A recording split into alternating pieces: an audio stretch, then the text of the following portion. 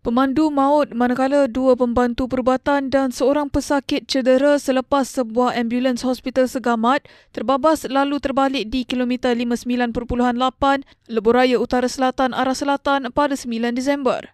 Dalam kejadian jam 1.10 tengah hari, pemandu ambulans berusia 43 tahun disahkan meninggal dunia di lokasi akibat parah.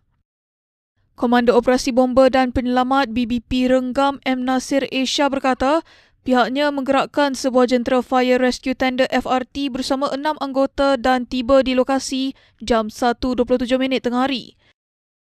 Menurutnya, sebaik tiba pihaknya mendapati kemalangan membabitkan 4 mangsa terdiri pemandu ambulans lelaki, 2 pembantu perubatan wanita serta seorang pesakit wanita. Sementara itu, Ketua Polis Daerah Kluang ketika dihubungi mengesahkan kemalangan dan akan mengeluarkan kenyataan dalam masa terdekat.